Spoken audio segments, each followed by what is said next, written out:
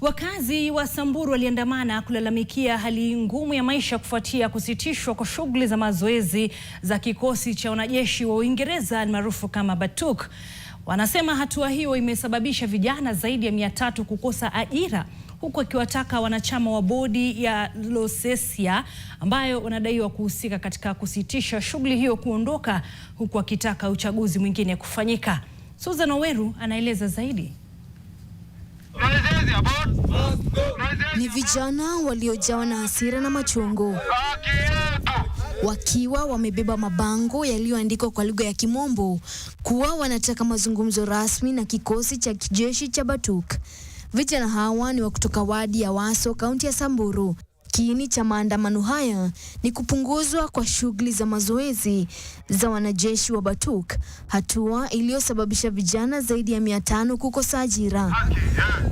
Batuk imekuwa ikitoa ajira kwa jamii ya eneo hilo katika kazi za kitaalamu na zisizo za kitaalamu kama vile udereva, ufundi wa magari, useremala wa mabomba, kazi ya ulinzi wa kuhakikisha usalama wakati wa mafunzo, pamoja na kazi za usaidizi wa ofisini. For the last 1 year now, hatujakuwa na employment.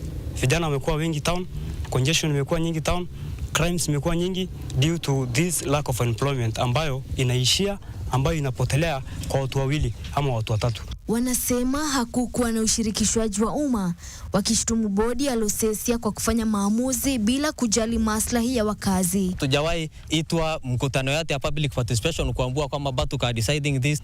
Tuliamini kwamba tuko na leaders ambayo tungesaidika nao, watusaidie dialogue zifanywe before ikuje kuwa wasi. Aidha, wametaka uchaguzi wa kuchagua viongozi wapya wa bodi ya Losesia kufanyika mara moja, wakidai wamekaa madarakani kwa muda mrefu kupita kiasi na wanafanya maamuzi yanayowatesa wanajamii. Sheria ya 2016 ya Land Act inasema board members wanakaa mwaka 3. Only 3 years, baada hiyo wanatoka. After 3 years wengine wanaingia. So wao wamekaa, hii inaelekea 6 years na hakuna election imefanywa. County government under leadership of Jonathan Lelelit, tunataka kuona election ya Losesia ikiwa imefanyika kabla mwezi wa 4. Tafadhali bwana gavana. Susan Oweru, NTV.